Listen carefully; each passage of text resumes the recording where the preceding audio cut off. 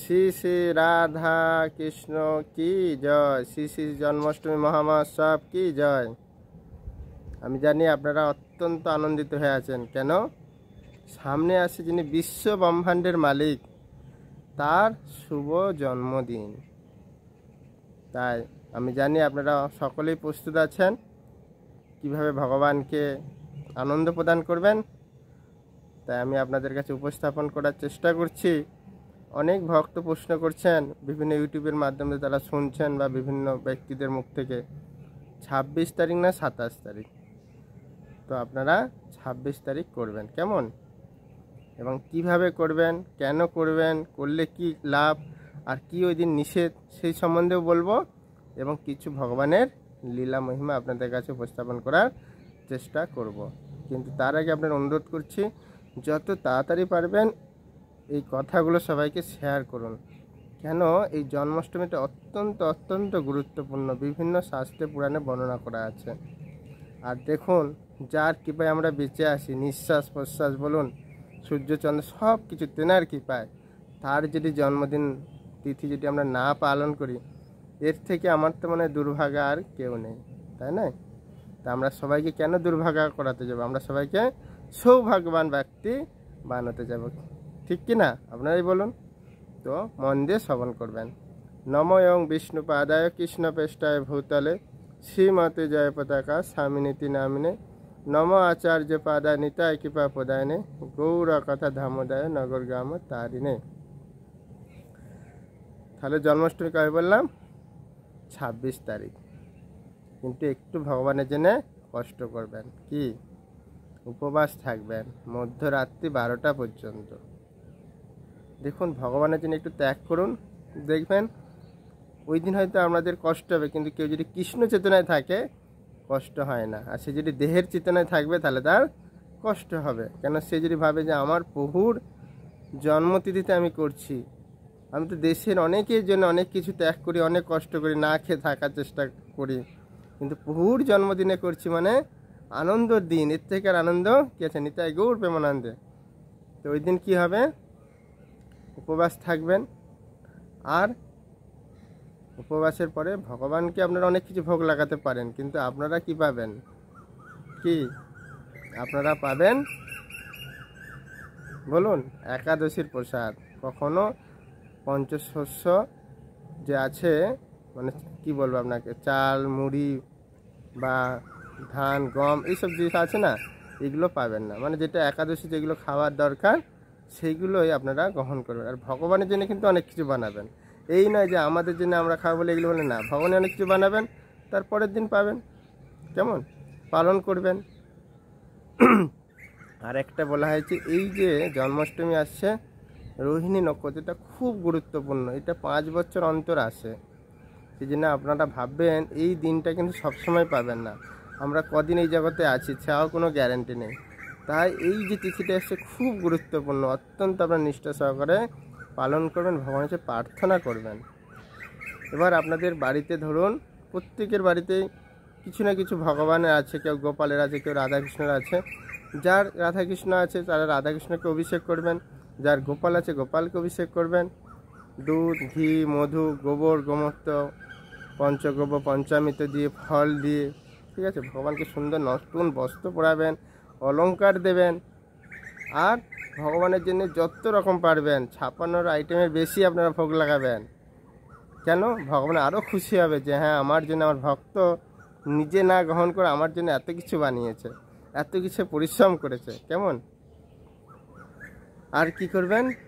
কোনো বাজে প্রজল্প করবেন না, কারো নিন্দা করবেন না, কৃষ্ণ চেতনায় থাকবেন, কোনো নেশা করবেন না, কারো সম্বন্ধে কোনো প্রজল্প করবেন না, কোনো খারাপ মানে দৃশ্য বা খারাপ কথা শুনবেন না। অনেকে আছে জন্মাষ্টমী করছে কিন্তু সে কী করছে? নেশা করছে, আমিষ খাচ্ছে না, এমনি বলছে আমি জন্মাষ্টমী পালন করি। এখানে কিন্তু কোনো ফল পাবেন না, উপরন্ত আমাদের অনেক অনেক ক্ষতি হবে। কেন? এই পুরাণে বর্ণনা আছে, এই তিথিতে যদি কেউ শস্য দানা গ্রহণ করে, আমিষ আহার গ্রহণ করে, কোনো খারাপ কর্ম করে, তাহলে কী হবে? তার নিশ্চিত কী আর বলবো, নরকগতি প্রাপ্ত হবে। তো অন্তত এই দিনটা একটা দিন কষ্ট করুন না। দেখুন, আপনি আপনার ক্ষতি হবে না, উপরন্তু আপনার লাভই হবে। তো সুন্দরভাবে গোপালকে আপনারা স্নান করাবেন, ভোগ নিবেদন করবেন, আরতি করবেন, করে গোপালকে শয়ন দিয়ে তারপর প্রসাদ পেয়ে বিশ্রাম করবেন। তারপর সূর্য ওঠার পরে আপনারা পালন করবেন। কেমন? তো বলার উদ্দেশ্য হচ্ছে আপনারা কেউ যেন এই তিথির যে উৎসব বাদ না যায়, আপনারা একটু লক্ষ্য রাখবেন এবং সবাইকে নিবেদন করবেন, হাত জোড়ে কোনো অনুরোধ করবেন যে হে প্রভু বা হে মাতাজি বা হে মহিলা, যার যেরকম সম্বোধন পারেন সম্বোধন করবেন, হে মাস্টারমশাই, হে কাকাবাবু, যা আছে, দিদি হোক, যাই হোক, যে আপনারা একটা দিন অন্তত কৃষ্ণের জন্য জন্মদিন পালন করুন। আর কৃষ্ণের জন্য যদি আপনারা একটু ত্যাগ করেন না, ভগবান আপনার প্রতি অত্যন্ত খুশি হবে। আর ভগবান ভাববে আমার জন্য এত কিছু ত্যাগ করেছে, আমি তাকে কিভাবে সন্তুষ্ট করব, তার কাছে আমি কিভাবে তার ঋণ পরিশোধ করব, তিনি এই চিন্তা করেন। তা আপনারা এই দিনটা অবশ্যই পালন করবেন। দেখুন, ভগবান তেনার কোনো জন্ম নেই, তার মৃত্যু নেই, কিন্তু আমাদের মতো বদ্ধজীবকে কৃপা করে তিনি এই জন্মে এসেছে আমাদের বদ্ধজীবকে উদ্ধার করার জন্য। তার এই জন্মতিথি যদি আমরা পালন করি, তখনই আমরা এই জগৎ থেকে উদ্ধার হয়ে ভগবানের কাছে ফিরে যাব। এরপরে যদি আপনাদের কোনো প্রশ্ন থাকে, মন্তব্য থাকে, আমাদের করবেন, তা আমি আপনাদের উত্তর দেওয়ার চেষ্টা করব। এখন দু একটা লীলা বলি। কেমন? দেখুন, ভগবান কৃষ্ণচন্দ্র না সব সময় তার ভক্তকে না দেখে তিনি থাকতে পারেন না। তো সেই ভক্ত যদি ভগবানের জন্য কষ্ট স্বীকার করেন, তার জন্য এই যদি জন্ম অষ্টমী যদি পালন করেন, তাহলে ভগবান তার জন্য কী না করতে পারে। দেখুন, তার দৃষ্টান্ত শুনুন। তো ভগবান চিন্তা করছে, আমার প্রিয় ভক্ত রাধারানীকে আমি অনেক দিন দর্শন করতে পারছি না, তার খুব কষ্ট হচ্ছে, মন ছটফট করছে, কখন আমি রাধারানীকে দেখব, দর্শন করবো এরকম তিনি আর পারছে না। কিন্তু ভগবান ভক্তের বিরহ আর সহ্য করতে না পেরে তিনি কী করলেন? রাস্তায় বেরিয়ে গেলেন। তিনি চিন্তা করলেন, না, রাধারানীকে আমি না দেখে আমার ভক্তকে আমি থাকতে পারছি না। তখন কী করলেন জানেন? তিনি চিন্তা করলেন যে আমি যদি পায়েল, যে নূপুর, আমি যদি এইটা বিক্রি করতে করতে যদি বর্ষা নেয় কার ঘরে, বিশ্ববানুর গৃহে যদি উপস্থিত হতে পারি, তখনই আমি রাধারানীকে দর্শন করতে পারবো। দেখুন, তিনি কী করলেন? সেই ভক্তের বিরহ, ভক্ত দর্শনে তার যে কষ্ট, দেখুন কীরকম। তখন তিনি কী করলেন?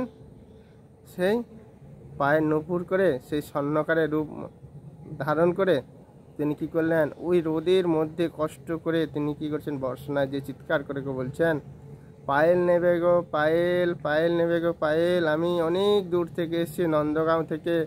আমি শুনেছি এই বর্ষণায় অনেক ধনী ধনী ব্যক্তির মহিলারা আছেন, তারা খুব পায়েল পরতে ভালোবাসেন, তা আমি দূর থেকে এসেছি, পায়েল নেবে গো পায়েল। এরকমভাবে অনেক ব্যক্তির কাছে যাচ্ছে, কেউ আর নিচ্ছে না।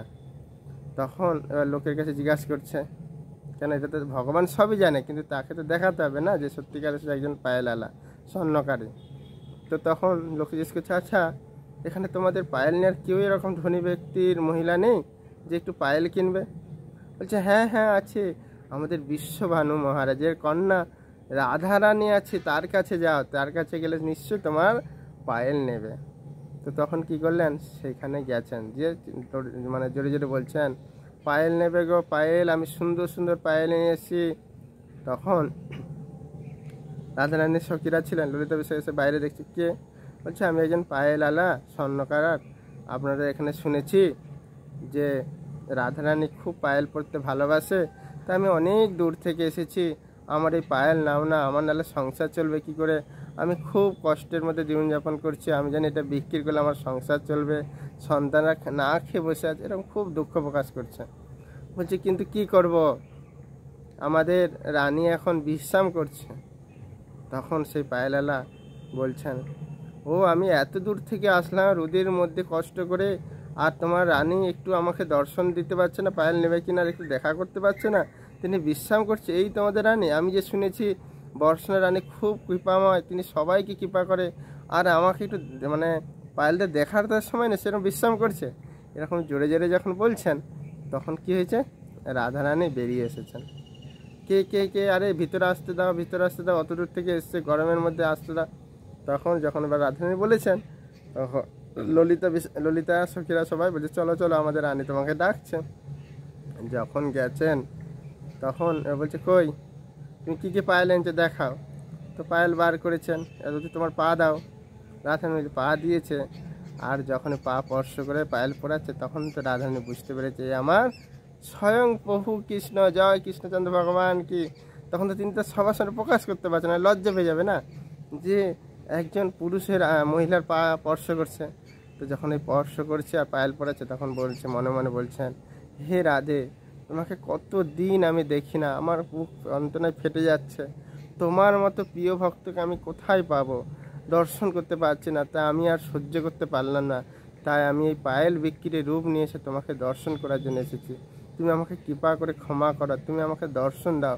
আমার প্রিয় ভক্তকে আমি না দর্শন করে আমার ভালোই লাগে না। অনেক কিছু আমাদের আছে, দেখো আমাদের বাড়িতে কী অভাব নেই, সব কিছুই আছে, তা সত্ত্বেও আমি আনন্দ পাচ্ছি তোমাকে না দর্শন করতে পেরে। এরকম তখন তিনি দুঃখ করছে, বলছে, তিনার মনের ভাব প্রকাশ করছে। রাধারানী বুঝতে পারছে আর ভগবানের নরেন্দ্র অশ্রুগ্রহণ করছে।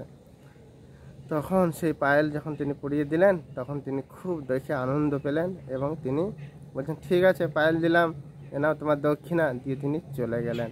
যে এবার তিনি খুব আনন্দ করে ফিরে বাড়ি ফিরে গেলেন। তো দেখুন তাহলে ভগবান ভক্তের জন্য কত কষ্ট করছেন। তো সেই ভগবান যিনি বিশ্বব্রহ্মাণ্ডের মালিক, আমরা সবাই জানি যে আমাদের এই রক্ষা করার জন্য একমাত্র কৃষ্ণচন্দ্র ভগবান। তো তার যদি এই তিথি আমরা না পালন করি তো কী লাভ হবে? হবে? হবে না। তাই আপনারা সবাইকে বলবেন যেন অবশ্যই তারা এই জন্ম অষ্টমী অবশ্যই পালন করেন। আর একটা লীলা বলার চেষ্টা করছি, দেখুন মন দিয়ে শুনুন।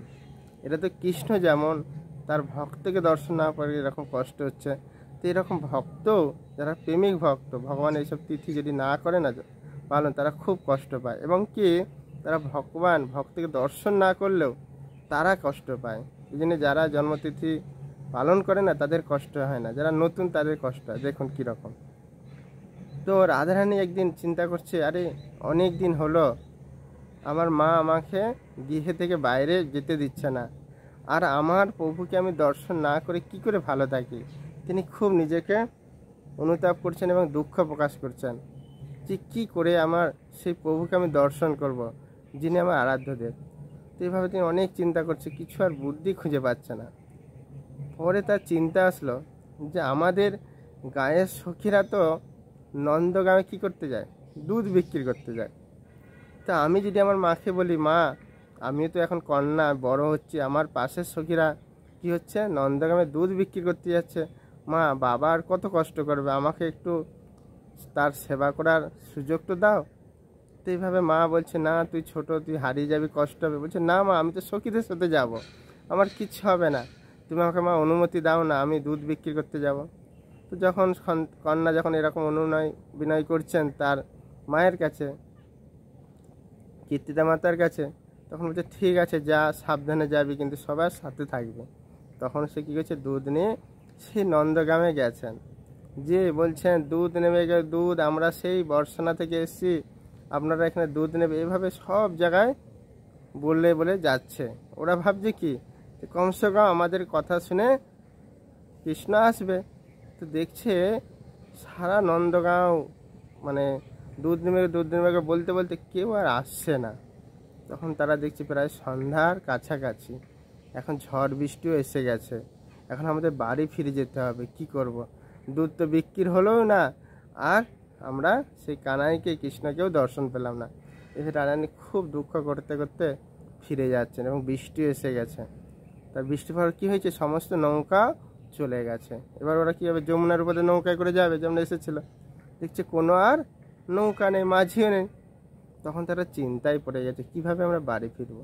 তারপরে দেখছে অনেক দূরে একটা মাঝি আছে। তখন সে ললিতা বিশাখা আর সখীরা, ও মাঝি ভাই, ও মাঝি ভাই, এদিকে আসুন, এদিকে আসুন। বলছে, কি ব্যাপার?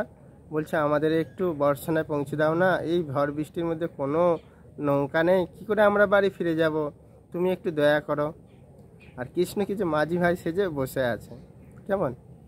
তখন বলছে, ঠিক আছে আমি পৌঁছে দিতে পারি, কিন্তু আমাকে কিন্তু অর্থ দিতে হবে। বলছে, হ্যাঁ অনেক অর্থ দেবো। তো ঠিক আছে। তো যখন তারা নৌকায় বসতে যাবে দেখছি তাদের মধ্যে পায়ে কাদা হয়ে আছে।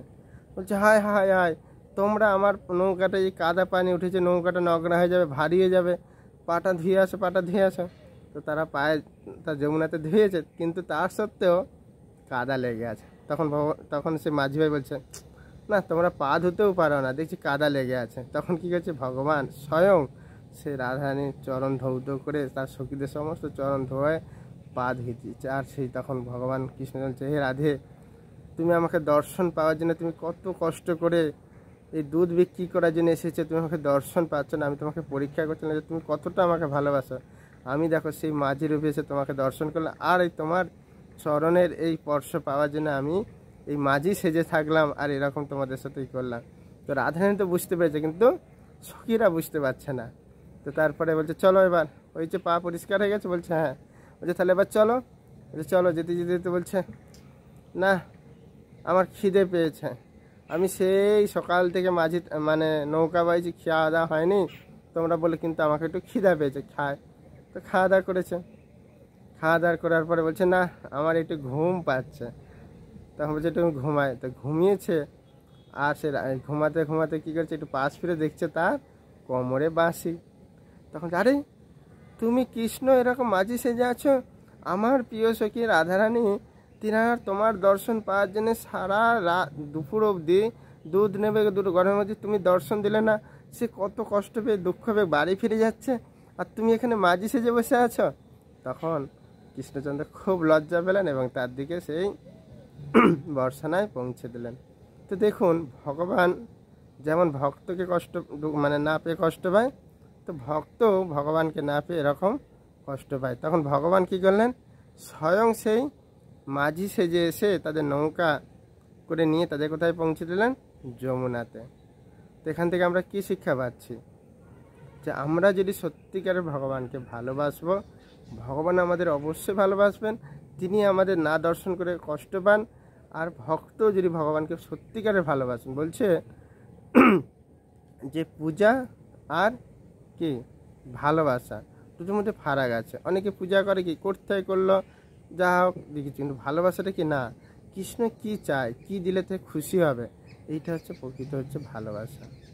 তো আমাদের বুঝতে হবে যেন আমরা কৃষ্ণকে ভালোবাসি, তিনি আমাদের সব কিছু করেছেন, তাতে আমার যা কিছু ক্ষতি হোক, কিন্তু আমি যেন আমরা ভগবানের এই জন্ম অষ্টমী তিথি সুন্দরভাবে পালন করতে পারি, এটা কৃষ্ণকে প্রার্থনা করবেন। আর 26 তারিখে আগে 25 তারিখ অর্থাৎ ওই দিন অধিবাস করানো হয়, অনেক মন্দিরে করেন যাদের সামর্থ্য আছে বা করতে ইচ্ছা, তা আপনারা চেষ্টা করলে করবেন। 26টি দ্রব্য দিয়ে ভগবানকে একটার পর একটা নিবেদন করবেন, যেমন মানে গঙ্গা মৃত্তিকা, সোনা রূপা চামড় আয়না কাজল পাথর সুতা প্রদীপ, এরকম 26টা আপনারা দেখে নেবেন বা আমাকে বলবেন। এভাবে প্রত্যেকটা দ্রব্য ভগবানকে অর্পণ করবেন। আর ওই দিনই ভগবানকে কিছু প্রার্থনা করবেন, হে ভগবান, আমি মূর্খ ব্যক্তি, আমার কোনো মানে ভক্তি নেই, কোনো কিছু আমি জানি না, তুমি কৃপা করে আমাকে তোমার এই জন্মতিথি যেন আমি সুন্দরভাবে পালন করতে পারি, নিষ্ঠা সহকারে, কোনো রকম কারণে নিন্দা সমালোচনা না করে করতে পারে, তুমি আমাকে সেই বুদ্ধি, সেই শক্তি, সেই ভক্তি প্রেম দান করুন। এবার ভগবানের কাছে আগের দিন সংকল্প করবেন, দেখবেন ভগবান আপনাকে সেই বুদ্ধি শক্তি প্রদান করবে। তারপরের দিন এভাবে পালন করবেন ব্রহ্ম মুহূর্ত থেকে। তারপরে 12টার পরে যে বললাম আপনারা একাদশী প্রসাদ পাবেন, ভোগ লাগিয়ে ভগবানকে, তারপরের দিন পালন করবেন। দিয়ে পালন করার আগে ভগবানকে আবার সাহায্য করে সেই সংকল্প সমাপ্ত করবেন, যে হে প্রভু, হে প্রাণনাথ, আমি মানে কি বলবো, মূঢ় ব্যক্তি, আমার কোনো যোগ্যতা নেই, তুমি কৃপা করে আমাকে এই সুযোগ দিয়েছো, আমি অনেক ভুল ত্রুটি তো করেইছি, তা আমাকে ক্ষমা করে দিও, তুমি আমার প্রতি সন্তুষ্ট, তোমার যে নিত্যধাম আমাকে নিয়ে চলে। এভাবে ভগবানের কাছে প্রার্থনা করে আপনারা তারপরে পালন করবেন, কেমন?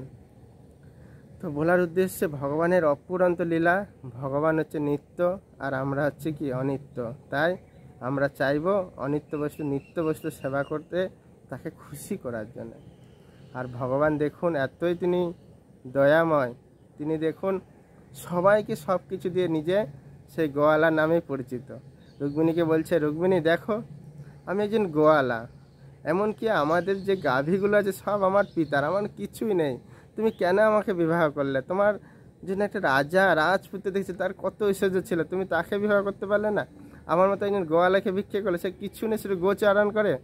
তখন রঘু বলছে না, আমি তোমাকেই মন প্রাণ দিয়ে ভালোবাসি, তোমাকেই বিবাহ করবো, আর কাকে করবো না। দেখুন, এই হচ্ছে ভক্তের ভগবানের কত ভালোবাসা। তিনি সব কিছু রাজ ঐশ্বর্য ত্যাগ করে কাকে করলেন? সেই গোয়ালাকে বিবাহ করলেন।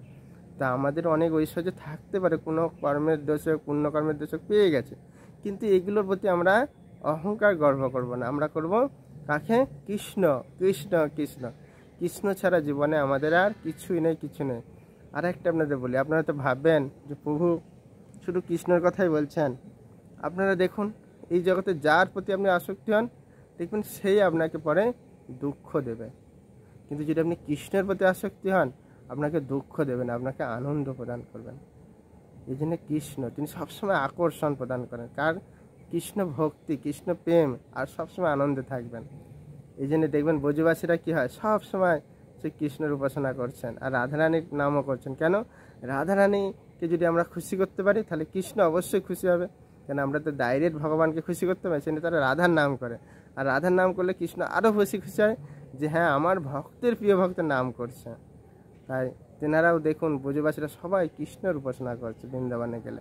তাই আমরা সেই ব্রজবাসীদের তো কি বলবো, আমরা সেই কোনারও যোগ্য নয়।